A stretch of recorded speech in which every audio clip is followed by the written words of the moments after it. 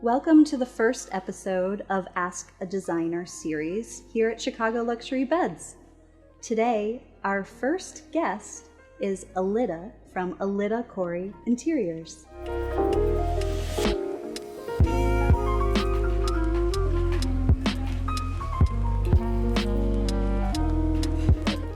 I got started in interior design actually just from being born. My mom's an interior designer, so one of the first things that I remember is going to the mart with her in Chicago and just going through all of the wings and eating the candy from the front desk and rearranging my room in the middle of the night. And I think my mom was pretty patient considering that she is a designer, of allowing me to do whatever I wanted to the family room or a main space that I think with my son now I would probably be like, no. Like, she's a lot cooler than I am. But and then after that I did end up going to school at Harrington and studying there. I did go to U of I first and quickly found out that I needed something more specific. And so I switched gears and went to Harrington to complete my program. And that was a lot better for me because it was so specialized and you were learning from people in the field. So I kind of felt like I was back with my mom again, because you're doing things that actual designers are in the field teaching you their project. You're probably like on their Astor Street project, and you're doing whatever they're currently working on. So it was a very helpful thing, but it was also very intense. It was definitely a great experience. And then I kind of went off the rails to go to Hollywood and have an experience there. And then I was originally going to do set design, and then quickly learned that that probably wasn't the best idea for me, and then went back into design again because I realized it was actually something that I didn't have to think about in order to work. It was like more enjoyable to come up with concepts for friends, and it just kept evolving from that. And then when I moved back here from LA, I worked for my mother, and then she wanted to kind of like push me out of the books, and she's like, just start your own company. More my stepdad than her, but so I did. I flew the nest and I started my own business, and it was actually in the middle of the crazy downturn in the economy around 2008. It was a really big risk. I was in, like, always push, go for whatever you want, because I was actually even working 3 jobs on food stamps, and it still wasn't enough. It was a tough time, and it was a lesson. It shaped me and made me feel better, and I was doing 3 jobs, so I was paying into my own food stamps. But long story short, it really kind of geared me for the hustle of this. And so I was doing staging, I was doing interior design, I was doing anything I could get my hands on. And then, I don't know, it just kind of started to grow by always referral. So that's kind of where I'm at.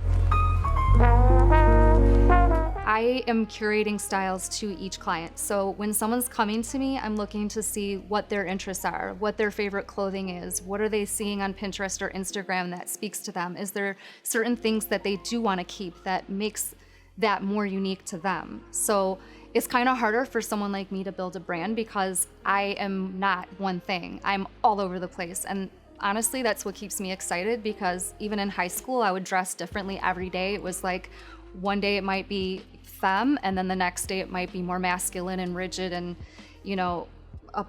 goth boots or something. So it's the same way with my clients now. I live through each style, and it makes it more unique for me, and it's supposed to curate to their style and lifestyle.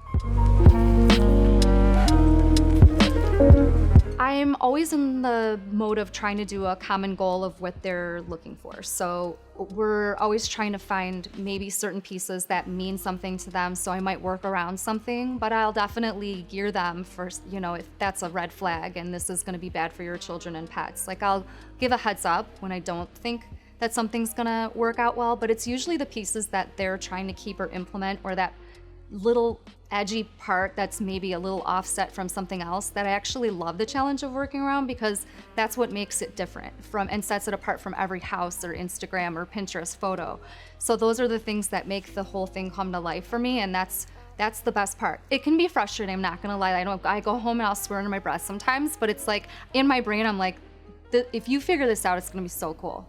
So it's a challenge, but I do like it. It's always the thing that sets it apart. The first thing I'm thinking about is who's in the space, so that I can set up the mood. So Is it for a baby and I'm gonna have to make, low lighting and blocking out and sound, and you have such different variables for each person. So sometimes you have, a couple who have 3 children and they need a retreat. And so I start with that, and then I'm gearing the space towards fitting maybe the largest bed for that couple. And then I can figure out what aesthetic that is by how big of a bed can fit in the space. And generally it's mood. So I'm trying to create whether that's going to be more intimate and cozy, or if I'm getting more airy and trying to give someone more of like this zen and invigorating space that some people don't like to have all dark walls. It really depends on the person. Maybe it's that they're, have a reading lamp, or maybe I'm doing dimmer switches to set them off. So lighting is a huge thing for me. I'm thinking about all of these elements in play together. And then maybe during the day, opening that space up for them. So maybe they're starting their day better by how it's set up for your window treatments and your layers of your carpet and your bedding. So the colors and textures are a huge thing in making that mood. And also aromatherapy and candles, and those things can set mood even for daytime. So it's so personal to each client. Some people want to cave, and some people just want to feel happy and airy. So those are a lot of the details that I look at. And then we're looking at what kind of sleep you want to get from your bed type. So that's really important, because sleep is really how you're going to go from day to day in your health.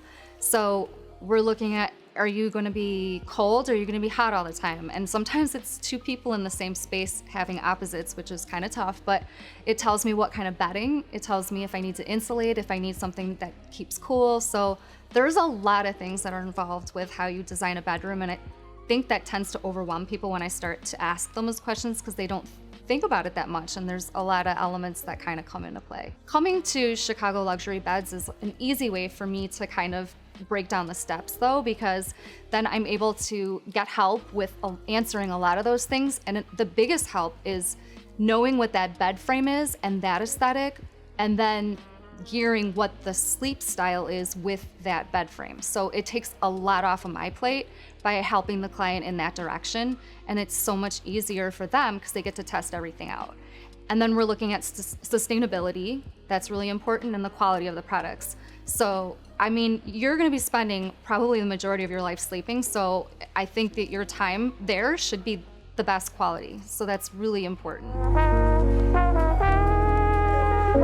Everybody's different, so I don't have tips, but I can say, going back to knowing what materials are most conducive to you to help you get sleep is the best thing. So we're going back to, are you comfortable when it's cooler?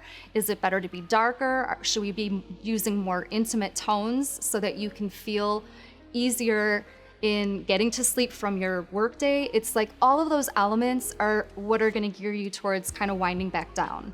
And so that's probably the best tip I can give you, is making sure you're thinking about all those elements we were talking about before in order to set you up for the best night's sleep. I do. And again, that's personal to each person, because I think that it's interesting how recently a bachelor unit I was working on, he was so into this intimate space with darker colors, and we were blocking out light, and it's just like that was what he needed in order for him to, kind of wind down for the night. It does matter. It's huge to people, and I think color can even make people angry. So it's really interesting to hear what people say. My first question tends to be, what colors don't you like? Because that's kind of basically something you want to steer clear of. It's not like I won't push people out of their box. I might implement something, but for the most part, you're probably not going to want to do a huge red wall if red makes somebody angry.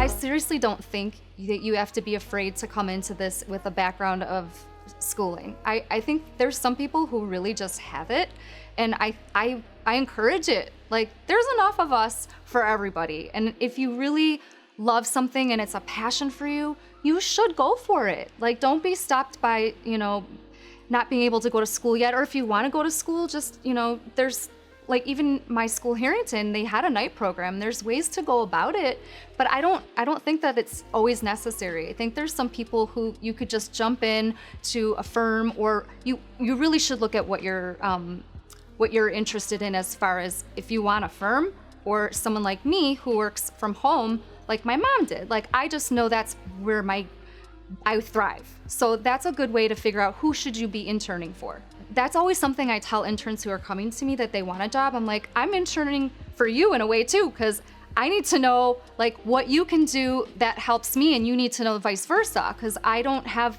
all the skill set that people have nowadays. So like, I'm just as intimidated by things as people that are coming to me, because CAD was so different when I went to school.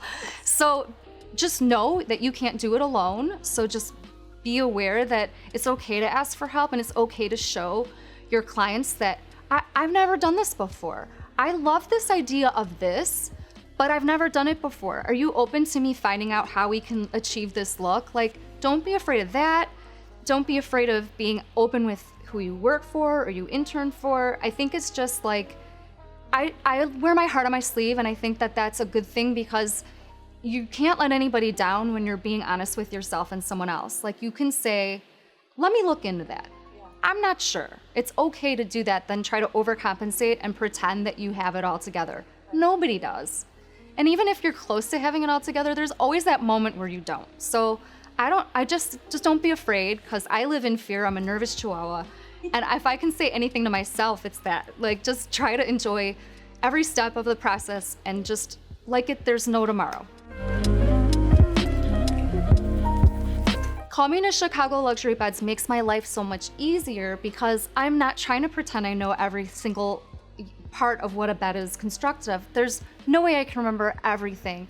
And I look to you to help me figure out what is that best solution. I can tell them and gear them a little bit, but the joy in my career is coming together for the best of everybody by using your strengths and everyone else's strengths around me. So coming here to here's the best bed, but I'm not sure if this mattress will fit in there. Like, that's a nightmare, because I know what nightstands I want to use, but like, is that even gonna work? Right. I mean, it could really look crazy if you think about it, if I'm not working with you and you're not helping me achieve what they want. So it's a team all the time, and it definitely saves my life. It's awesome that you can help take things over.